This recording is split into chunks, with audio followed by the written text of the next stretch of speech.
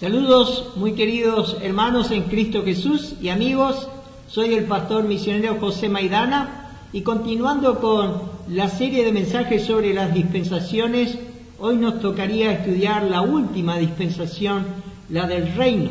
Vamos a pedir primeramente a nuestro Padre Celestial que Él bendiga su palabra. Padre, te damos tantas gracias una vez más por este precioso día que tú nos das, que podemos abrir con toda la libertad tu palabra. Gracias, Señor, por esta bendición tan grande de ser tus hijos. Gracias, Señor, porque esperamos de los cielos que tú vengas a llevar a tu iglesia y después de esto, Señor, regresar a esta tierra para reinar contigo 1000 años. Te damos gracias, Padre, por la luz que tú nos das, el entendimiento que tú nos das a través de tu palabra. Señor, que sepamos discernir tu voluntad. Gracias, Señor, porque tus brazos están abiertos para salvar a todo aquel que viene a ti, Señor, y que cree en tu Hijo Jesucristo. Rogamos, Señor, por la fe de muchos que no decaiga. Rogamos para que tú salves a muchos, Señor, de la condenación eterna. Rogamos por aquellos familiares de hermanos que han partido ya a tu presencia, algunos. Señor, te rogamos, Señor, por tantas personas que han perdido a sus seres queridos en este tiempo. Rogamos tu consuelo, tu fortaleza, Señor, y que muchos puedan venir al conocimiento de la verdad antes de partir de esta tierra. Te damos gracias, Señor, por bendecirnos, por estar con nosotros. Acompáñanos, pues te lo pedimos por los méritos de nuestro Salvador, el Señor Jesucristo. Amén. Muy bien, como dijimos, nos toca la última dispensación, la del reino. Y aunque la Biblia habla de manera descriptiva en toda su extensión acerca del reino futuro, no es hasta el último libro del Nuevo Testamento, el libro de Apocalipsis, que se revela la duración de su reinado, también conocido como el reino milenial. El pasaje central para el milenio se halla allí en Apocalipsis capítulo 20, versículo 1 al 7. Vamos a leer. Dice: vi a un ángel que descendía del cielo con la llave del abismo y una gran cadena en la mano, y prendió al dragón, la serpiente antigua que es el diablo y Satanás, y lo ató por 1000 años. Y lo arrojó al abismo y lo encerró y puso sus sellos sobre él para que no engañase más a las naciones hasta que fuesen cumplidos 1000 años. Y después de esto debe ser desatado por un poco de tiempo. Y vi tronos y se sentaron sobre ellos los que recibieron facultad de juzgar. Y vi las almas de los decapitados por causa del testimonio de Jesús y por la palabra de Dios, los que no habían adorado a la bestia ni a su imagen, y que no recibieron la marca en sus frentes ni en sus manos, y vivieron y reinaron con Cristo 1000 años. Pero los otros muertos no volvieron a vivir hasta que se cumplieron 1000 años. Esta es la primera resurrección. Bienaventurado y santo el que tiene parte en la primera resurrección. La segunda muerte no tiene potestad sobre esto, sino que serán sacerdotes de Dios y de Cristo y reinarán con él 1000 años. Cuando los 1000 años se cumplan, Satanás será suelto de su prisión. Este capítulo nos habla del glorioso reino de 1000 años de Cristo en la tierra, que va a tener lugar en el futuro. Cristo estará presente y visible al ojo humano. La palabra griega chilia significa 1000 y se usa, como leímos, 6 veces en este pasaje de Apocalipsis capítulo 20. El milenio será una muestra del cielo nuevo y la tierra nueva que vendrán después de este. Jesús reinará como rey sobre Israel, así como sobre todas las naciones del mundo. El mundo vivirá en paz, Satanás será atado y al principio todos adorarán a Dios. El milenio es un tema tan interesante para considerar, porque lo que la persona piensa en cuanto a este periodo de 1000 años revela su comprensión de cómo se debe interpretar la Biblia. Entonces, miremos nuestro primer punto a desarrollar. Hay tres perspectivas diferentes del milenio en la historia del cristianismo. Consideraremos un breve resumen de estos tres puntos de vista del reino. El primero es el premilenianismo, que es lo que nosotros creemos. Pre significa antes. Esta posición enseña que Cristo vendrá en su segunda venida con poder y gran gloria antes del milenio para establecer un reinado de paz y de justicia. La segunda posición es el postmilenianismo. Post significa después y enseña que la Iglesia va a ir ganando al mundo para el cristianismo. El cristianismo se irá extendiendo por todo el mundo y el mundo se convertirá en un reino cristiano, según ellos creen. Y entonces Cristo regresará para gobernar sobre el planeta pacificado de los hombres. Esta postura enseña que la Iglesia de Jesucristo es la que hará que tenga lugar el milenio mediante la predicación del Evangelio. De acuerdo con esta interpretación, conforme más y más personas por todo el mundo se van convirtiendo, gradualmente se conquistará al mundo para Cristo. Ciertamente, como vemos, este es un punto de vista extremadamente optimista que fue ganando fuerza en la primera parte del siglo pasado. Pero, sin embargo, después de la Primera Guerra Mundial y luego de la Segunda Guerra Mundial, el postmilenianismo comenzó un fuerte declive en su popularidad, porque la crueldad de la humanidad se hizo tan evidente y las cosas no se mejoraron como ellos enseñaban, así que no tuvo cabida más esta enseñanza. Estaba bastante claro que el mundo no se estaba volviendo cada vez mejor, o que el cristianismo estaba superando la maldad en el mundo. El postmilenianismo ya no se considera un enfoque bíblico muy serio del tema. Esta posición es errónea porque la Biblia enseña claramente que el mundo irá de mal en peor, no mejor, antes de la venida del Señor Jesucristo. Por ejemplo, el apóstol Pablo dice en 2 Timoteo capítulo 3, versículo 1, también debes saber esto, que en los postreros días vendrán tiempos peligrosos. Miremos la tercera interpretación sobre el milenio y es el amilenianismo. La palabra a implica no o sin y esta enseñanza mantiene que no hay un milenio literal, terrenal. Los amilenianistas no creen en un futuro reino teocrático y mesiánico en la tierra para Israel como se prometió. Su punto de vista es que las promesas de Dios de un futuro reino para Israel no se cumplirán literalmente porque Israel rechazó a su Mesías en la primera venida. Como resultado de que Israel rechazó al Mesías, todas las promesas de Dios de establecer un reino fueron anuladas, según ellos. En cambio, esas promesas de un reino futuro se cumplirán espiritualmente en la Iglesia. Por lo tanto, ellos rechazan o ignoran el concepto de la Iglesia como un misterio no revelado en las edades pasadas. Para ellos la Iglesia fue revelada ya en el Antiguo Testamento, en cientos de profecías concernientes al reino, ellos la aplican a la Iglesia. Para los amilenianistas que abandonan el método literal de interpretación, cada profecía del futuro reino de Israel es una profecía de la Iglesia. Ellos ven a la Iglesia como el Israel del Nuevo Testamento y por lo tanto las promesas a Israel ahora pertenecen a la Iglesia. Por lo tanto, para ellos la Iglesia es el reino de Dios en la tierra y no habrá ningún futuro reinado milenario de Cristo como se prometió en el Antiguo Testamento. Dicen ellos que Él reina en los corazones de los hombres hoy en la Iglesia. Y eso es todo lo que entienden por reino. Por ejemplo, consideremos la posición oficial de la Iglesia Ortodoxa Oriental. Dice, hablando de la Iglesia, porque ella es un reflejo del reino ideal de los cielos. La iglesia de Cristo en la tierra es llamada el reino de Dios en las Sagradas Escrituras.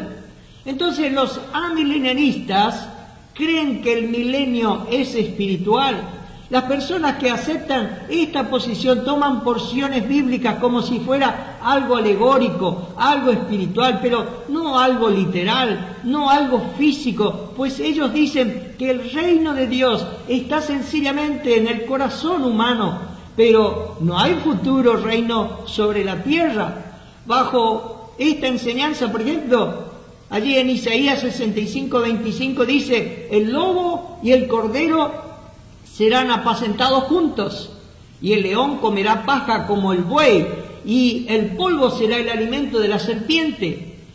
Si alegorizamos esto, diríamos que no significa lo que aparentemente dice. Esta posición no tiene cabida porque hay tantas promesas en las Escrituras que van señalando que vendrá el día cuando Jesucristo, un hijo de David, va a venir a reinar sobre la casa de David, desde la ciudad de David, Jerusalén, sobre el pueblo de David, Israel. Más de un 25% de las Escrituras son profecías y la mayoría se refieren a este reino milenial. Entonces, tanto las enseñanzas del postmilenianismo y del amilenianismo interpretan las profecías bíblicas sobre el milenio en forma alegórica, figurativa, con un significado simbólico. Muchos teólogos reformados ven el libro de Apocalipsis como algo que ya se ha cumplido, principalmente durante el primer siglo. Este punto de vista se llama preterista, palabra latina que significa pasado. En el corazón del punto de vista preterista, esta noción de que Cristo regresó en el año 70 después de Cristo, cuando el ejército romano destruyó Jerusalén. Sus creencias son que Nerón fue el anticristo. La tribulación ocurrió en Jerusalén en el año 70 después de Cristo. Cristo regresó en las nubes en el año 70 después de Cristo. Satanás ya está atado. Hay que ver eso, ¿no es cierto? Ya estamos en el milenio, ellos dicen. En su mayoría ven el libro de Apocalipsis como un libro de símbolos y alegorías que representan las luchas del bien y del mal, las luchas de la Iglesia y el Imperio Romano en los primeros días de la Iglesia. Consideran que prácticamente todas las profecías relativas a Cristo, su venida y los acontecimientos que la rodean se cumplieron ya en el año 70 después de Cristo y la destrucción de Jerusalén. Dicen que los capítulos, por ejemplo, 6 al 18 del libro de Apocalipsis son totalmente figurativos, alegóricos.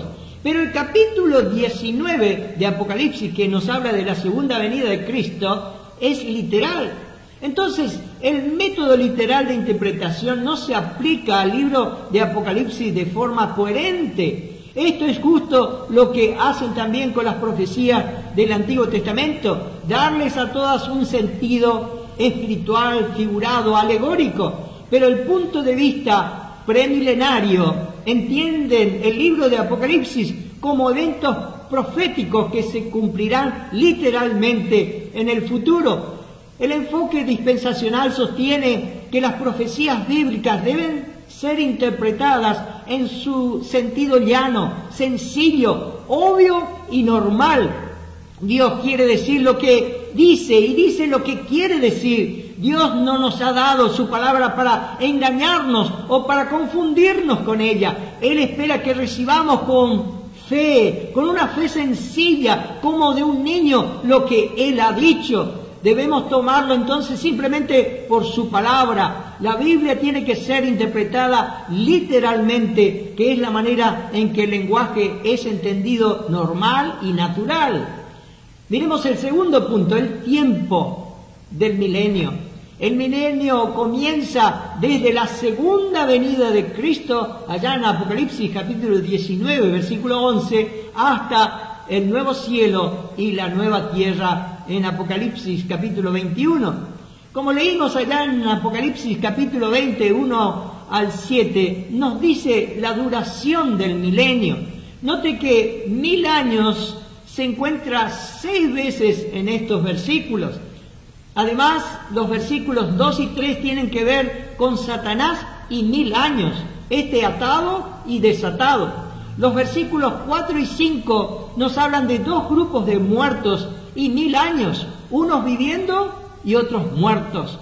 También hay una conclusión de pensamiento en estos versículos 2 y 3 y 4 y 5. Entonces, si el ángel, el cielo, el abismo, el diablo, las naciones, las resurrecciones, etcétera, que se encuentran en este capítulo 20 son literales, entonces los 1000 años deben serlo también. Con este antecedente sería ilógico entonces no aceptar la literalidad de la declaración relativa al tiempo de 1000 años. No podemos entonces tomar todos los números que encontramos en el libro de Apocalipsis como simbólicos, alegóricos, el número 7, el 42, 1260, ¿no se debe tomar en el sentido literal? ¿Cómo podemos decir, por ejemplo, que 144.000 es un número simbólico que aparece allí en Apocalipsis capítulo 7, versículo 5 al 8, que hace referencia específica a 12.000 de cada una de las 12 tribus de Israel? Por lo tanto, la manera más natural de tomar los 1000 años es literalmente. Tercero, la nueva revelación divina. Gran parte de la revelación, tanto en el Antiguo como en el Nuevo Testamento, se refiere a la vida y a cuestiones relacionadas con el futuro reino milenario. En este tiempo tendremos la revelación de Cristo mismo. Apocalipsis capítulo 1, versículo 7 dice: «He aquí que viene con las nubes y todo ojo le verá, y los que le traspasaron y todos los linajes de la tierra harán lamentación por él». Sí, amén. Y en segunda a los Tesalonicenses, en el capítulo 1, versículo 7 dice: «Y a vosotros que sois atribulados, daros reposo con nosotros cuando se manifieste el Señor Jesús desde el cielo con los ángeles de su poder».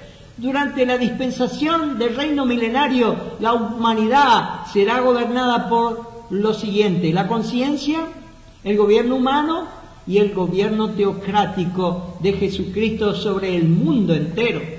El cuarto punto, responsabilidades.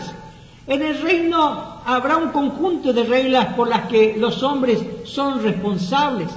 Por ejemplo, los niños nacidos en el reino tendrán la responsabilidad de creer en Cristo y ser salvos, así como lo hicieron todas las personas en las eras pasadas. Cuando el reino comience, solo entrarán los salvos. En Mateo capítulo 25, versículo 34 dice: «Entonces el rey dirá a los de su derecha: venid, benditos de mi Padre, heredad del reino preparado para vosotros desde la fundación del mundo». El Señor Jesucristo le dijo a Nicodemo, cuando éste vino de noche, allí en Juan capítulo 3, versículo 3 al 5, respondió Jesús y le dijo: de cierto te digo, que el que no naciere de nuevo no puede ver el reino de Dios. Nicodemo le dijo: ¿cómo puede un hombre nacer siendo viejo? ¿Puede acaso entrar por segunda vez en el vientre de su madre y nacer? Respondió Jesús: de cierto te digo, que el que no naciere de agua y del Espíritu no puede entrar en el reino de Dios. También la salvación es por gracia en este periodo, a través de la fe, como en todas las dispensaciones. También toda la humanidad deberá obedecer las leyes del Rey. En Zacarías capítulo 14, versículo 9 dice: «Y Jehová será Rey sobre toda la tierra. En aquel día Jehová será uno y uno su nombre». El requisito de obedecer las leyes del reino corresponde al requisito de los judíos en el Antiguo Testamento de guardar la ley de Moisés. No será un medio de salvación, sino un requisito para mantener un camino justo con el Señor. En Isaías capítulo 11, versículo 4 dice: «Sino que juzgará con justicia a los pobres y arguirá con equidad por los mansos de la tierra, y herirá la tierra con la vara de su boca, y con el espíritu de sus labios matará al impío. El comentarista Dwayne Pentecost dice: cualquier acto abierto en contra a la autoridad del rey será castigado con la muerte física. También todas las naciones deberán adorar a Cristo. En el Salmo 86:9 dice: todas las naciones que hiciste vendrán y adorarán delante de ti, Señor, y glorificarán tu nombre. También se implementarán las antiguas fiestas judías. En Zacarías capítulo 14, versículos 16 y 17 dice: y todos los que sobrevivieron de las naciones que vinieron contra Jerusalén subirán de año en año para adorar al Rey, a Jehová de los ejércitos, y a celebrar la fiesta de los tabernáculos. Y acontecerá que los de las familias de la tierra que no subieren a Jerusalén para adorar al Rey, Jehová de los ejércitos, no vendrá sobre ellos lluvia. Todas las naciones tendrán que venir a la fiesta de los tabernáculos cada año en Jerusalén para conmemorar la morada de Dios entre los hombres y para reconocer la soberanía del divino Rey de Israel, Jesucristo, como Rey de Reyes sobre toda la tierra.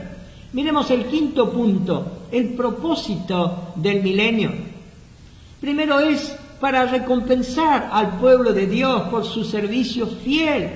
Allí vendrán las recompensas para todos aquellos hijos de Dios en esta tierra que pasarán a la eternidad y luego vendrán y recibirán las recompensas del Señor. En Isaías capítulo 40, versículo 10 dice: he aquí que Jehová el Señor vendrá con poder y su brazo señoreará. He aquí que su recompensa viene con él y su paga delante de su rostro. En Apocalipsis capítulo 22, 12 dice: y he aquí yo vengo pronto y mi galardón conmigo para recompensar a cada uno según sea su obra.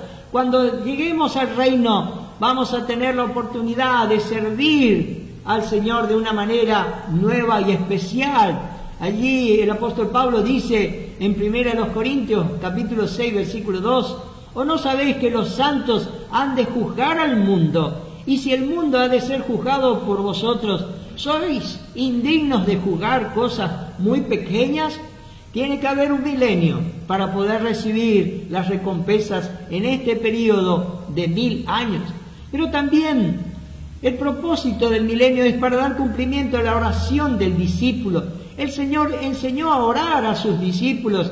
Y allí en Mateo capítulo 6 versículo 10 dice: venga tu reino, hágase tu voluntad como en el cielo, así también en la tierra. Cuando vuelva nuestro Señor Jesucristo, Él reinará sobre la tierra desde Jerusalén y toda adoración tendrá su enfoque allí de nuevo. En Jeremías capítulo 3, 17 dice: en aquel tiempo llamarán a Jerusalén trono de Jehová, y todas las naciones vendrán a ella en el nombre de Jehová en Jerusalén, ni andarán más tras la dureza de su malvado corazón. Entonces, estos versículos claramente demuestran el cumplimiento de la oración que Jesús enseñó a sus discípulos que hace tantos años, y allí decía y dice: venga tu reino. Pero también los propósitos que Dios tiene para con el milenio es para el cumplimiento de los pactos hechos a Israel. Las promesas hechas por Dios, que un día Israel sería la cabeza de las naciones y no la cola, son irrevocables y se cumplirán. Por ejemplo, el pacto abrámico, las promesas de Dios en cuanto a la tierra y a la simiente tendrán su cumplimiento durante el milenio. Allí Dios le dijo a Abraham en Génesis capítulo 12, versículo 7, a tu descendencia daré esta tierra. Y allá en Génesis 17, 7 le dijo también: y estableceré mi pacto entre mí y ti y tu descendencia después de ti en sus generaciones por pacto perpetuo, para ser tu Dios y el de tu descendencia después de ti. Dios le aseguró a Abraham que el pacto que hizo con él era eterno, era perpetuo. El segundo pacto que se cumplirá será el nuevo pacto. Allá en Jeremías capítulo 31, versículo 33 al 34, dice: pero este es el nuevo pacto que haré con la casa de Israel después de aquellos días, dice Jehová, daré mi ley en su mente y la escribiré en su corazón, y yo seré a ellos por Dios, y ellos me serán por pueblo. Y no enseñará más ninguno a su prójimo, ni ninguno a su hermano, diciendo: conoce a Jehová, porque todos me conocerán, desde el más pequeño de ellos hasta el más grande, dice Jehová, porque perdonaré la maldad de ellos y no me acordaré más de su pecado. Dios hizo una promesa de pacto a Israel, que cuando este pacto se cumpla, todos los israelitas conocerán al Señor de una manera salvadora y sus iniquidades serán perdonadas. Esto aún no se ha cumplido, pero tendrá su cumplimiento con la conversión de Israel en el milenio. Amén. Lo tercero es el pacto davídico. Dios le prometió a David que su descendencia, casa y reino, Israel, serían establecidos también para siempre. Cristo, como hijo de David, se sentará sobre el trono de David.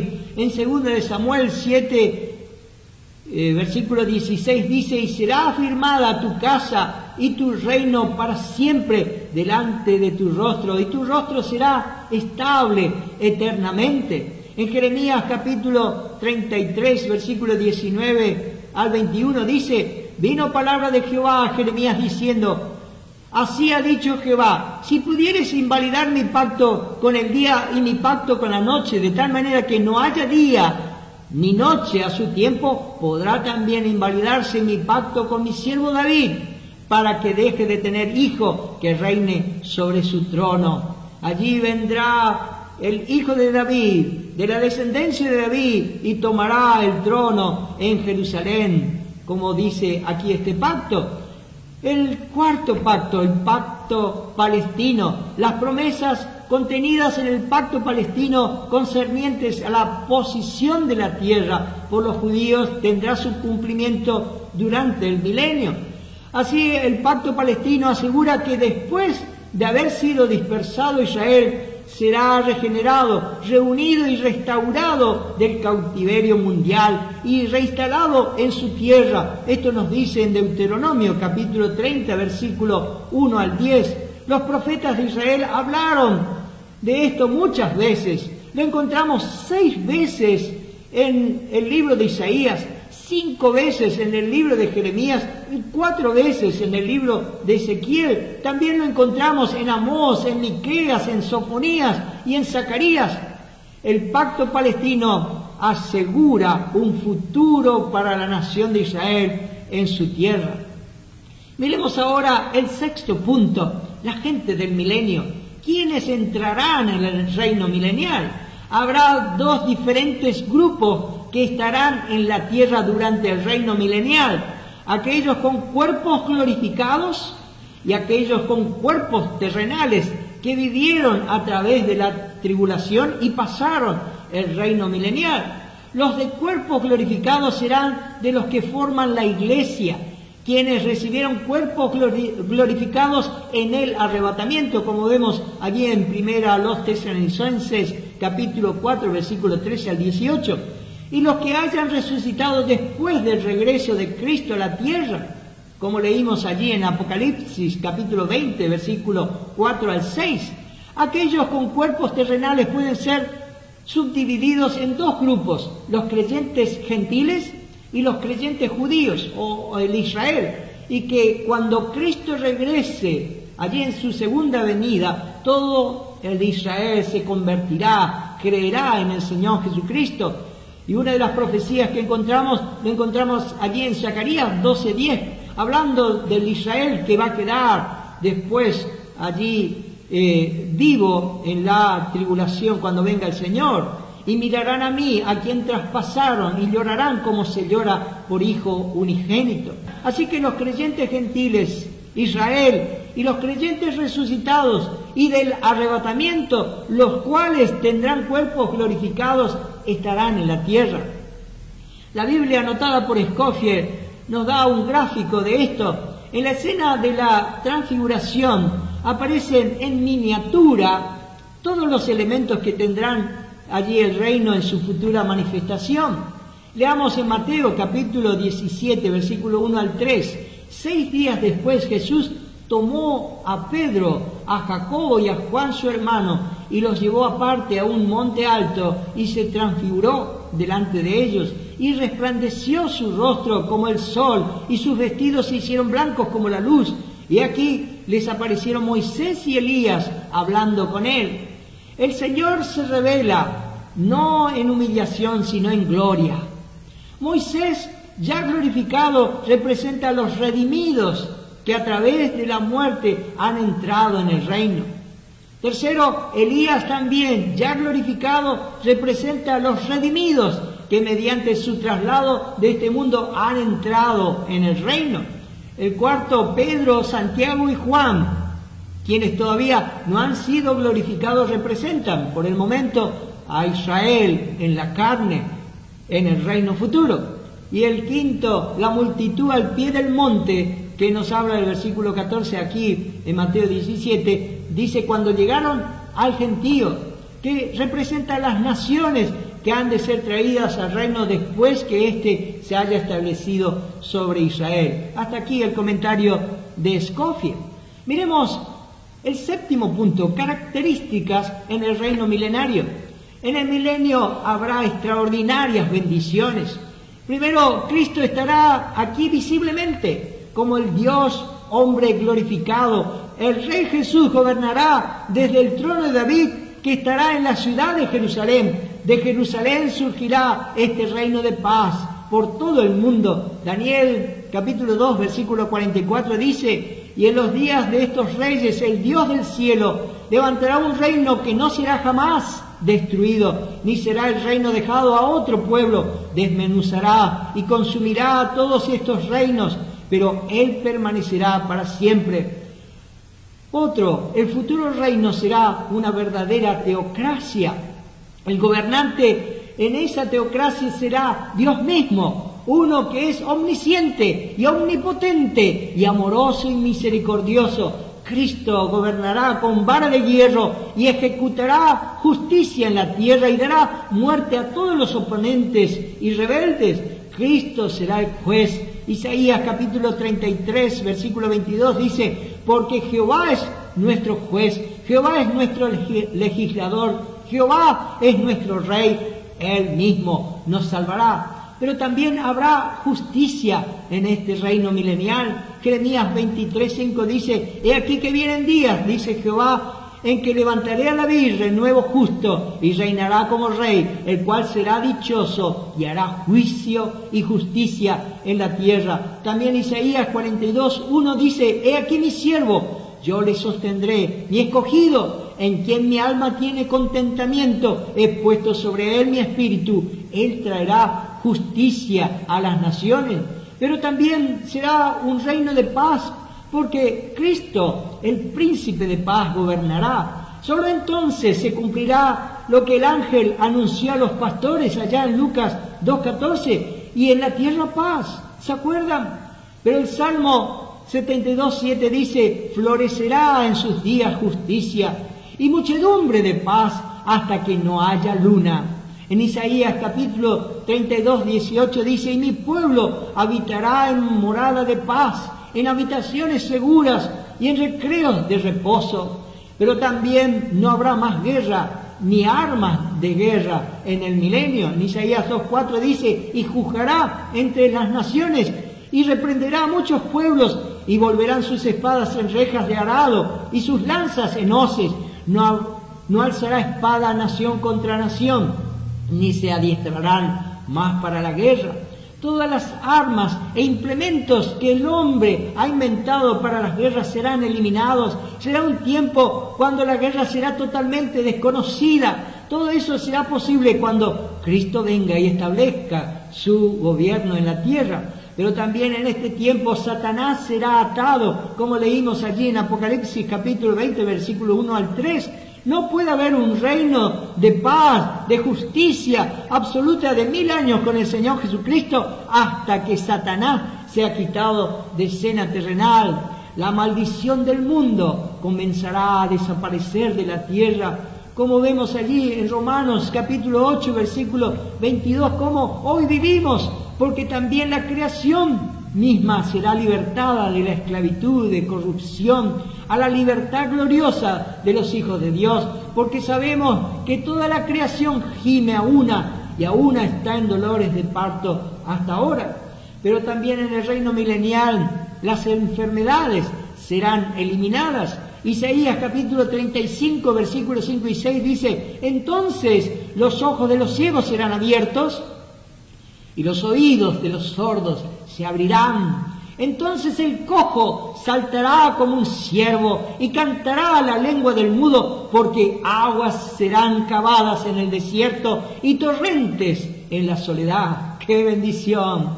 Pero también será un tiempo de vida prolongada. La gente va a vivir por muchos tiempos más, años y años. Dice las Escrituras aquí, en Isaías capítulo 65, versículo 20, no habrá más allí niño que muera de pocos días, ni viejo que sus días no cumpla, porque el niño morirá de 100 años y el pecador de 100 años será maldito.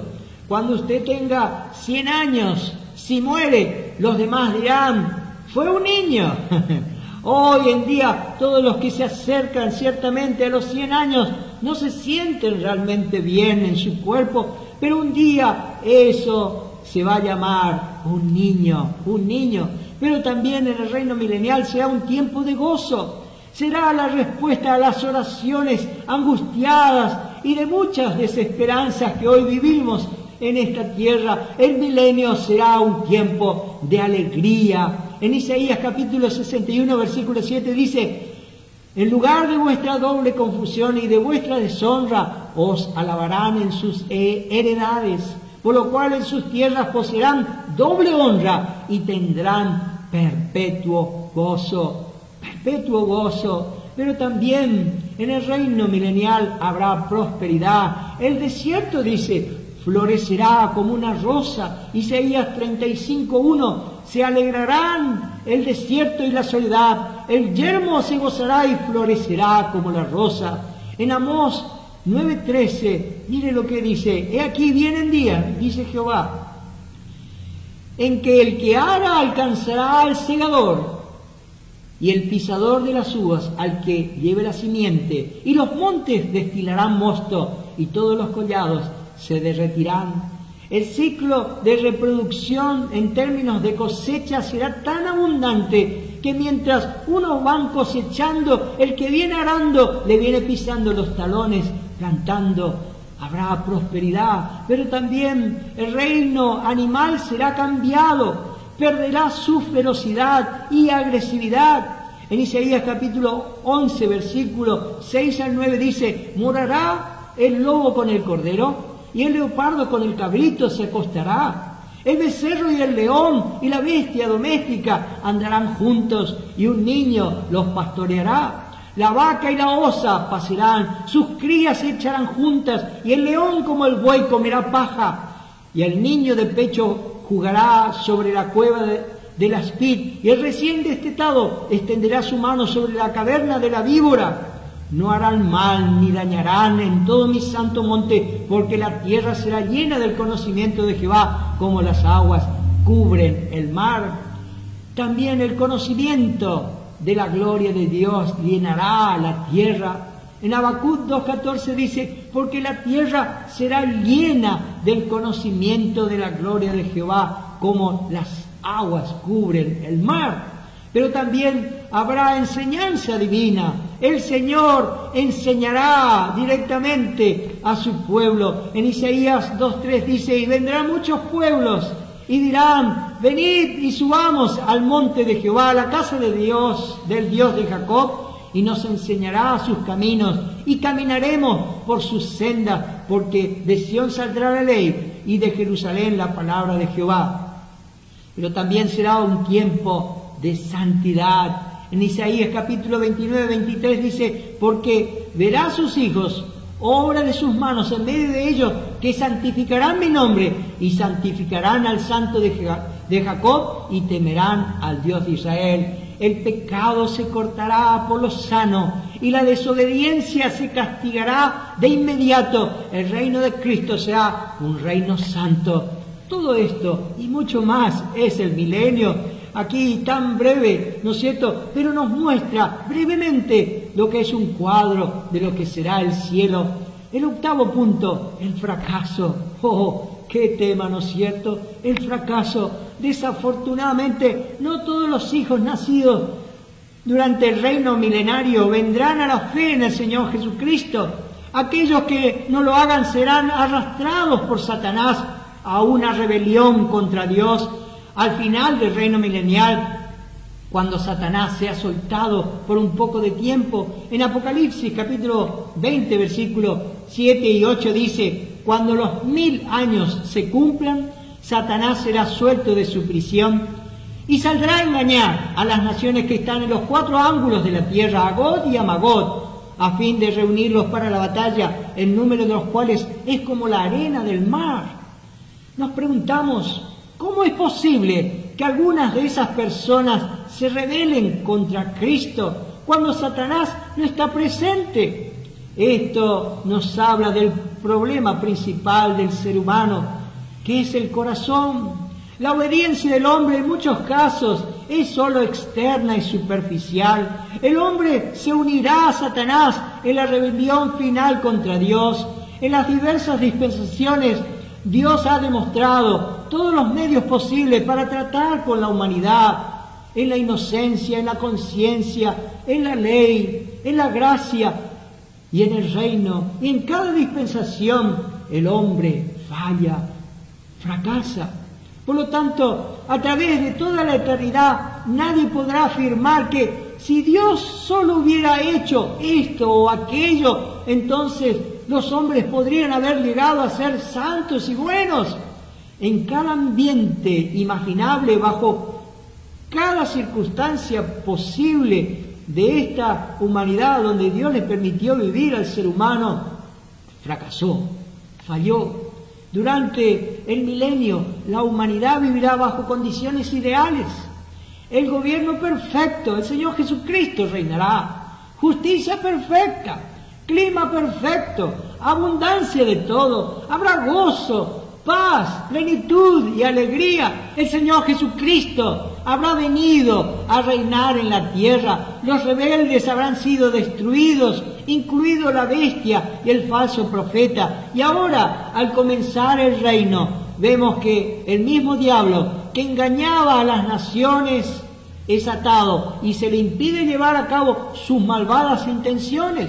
A todo esto hay que añadir que la tierra será poblada por muchas personas resucitadas y glorificadas, es decir, que ya son perfectas. Pero sin embargo, una multitud de seres humanos, habitantes del reino milenial, se rebelarán contra el Señor. La idea de que la naturaleza humana es básicamente buena es una enorme mentira. El problema no está en nuestro ambiente, sino el problema radica en la naturaleza pecaminosa heredada desde Adán cuando pecó contra Dios allí en el huerto del Edén y se traspasó a toda la humanidad. Allí el corazón del hombre, el pecado en el corazón del hombre es lo que necesita. Allí, como dijo el Señor Jesucristo en Juan 3:3, el que no naciere de nuevo no puede ver el reino de Dios. Esa multitud, como la arena del mar, no habrán sido regeneradas. Muchos hombres en ese tiempo que no acepten a Cristo de corazón, no lo amarán con toda su alma. Y una de las cosas que vemos claramente por las cuales Dios va a atar a Satanás por 1000 años y soltarle después es para revelar, es para mostrar ese corazón rebelde del ser humano. Y esto resulta ciertamente increíble, ¿no es cierto? Que durante 1000 años los pueblos hayan disfrutado de ese reino con el Señor Jesucristo y aún algunos dicen, no queremos a este Jesús que reine sobre nosotros. ¿Qué pasará al final del reino milenial de Cristo? Tan maravilloso como será ese reino de 1000 años, este también terminará en un juicio, el juicio divino. El pecado merece un castigo y lo vemos allí en Apocalipsis capítulo 20 versículo 9, cuando se rebelen esta multitud como la arena del mar, dice, contra el Señor, y subieron sobre la anchura de la tierra y rodearon el campamento de los santos y la ciudad amada, y de Dios descendió fuego del cielo y los consumió. Los rebeldes son asesinados con fuego del cielo. Así será el fin de los rebeldes de corazón durante el reino milenial de Cristo. Para entonces sobre la tierra no quedará un solo incrédulo. Todos serán verdaderos creyentes. El reino se habrá purificado. Así se pone fin a la dispensación del reino y se introduce el juicio final de todos los incrédulos de cada edad, el juicio del gran trono blanco. En Apocalipsis capítulo 20, versículo 11 al 15 dice: y vi un gran trono blanco y al que estaba sentado en él, y de delante del cual huyeron la tierra y el cielo, y ningún lugar se encontró para ellos. Y vi a los muertos, grandes y pequeños, de pie ante Dios.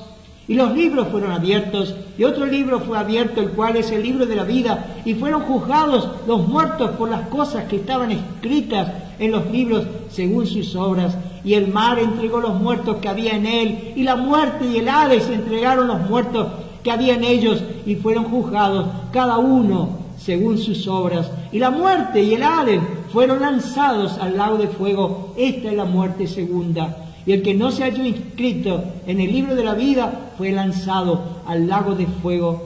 Todos los perdidos tendrán que enfrentar este juicio del gran trono blanco, un juicio individual a base de sus obras.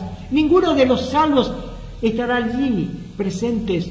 No es un juicio para saber si van a ir o no al cielo, no, estos ya están perdidos. La cuestión es el grado de castigo que les corresponde con la responsabilidad de cada individuo. El cuerpo saldrá de la tumba, el lugar de la muerte, y el alma viene del Hades, el depósito de las almas perdidas.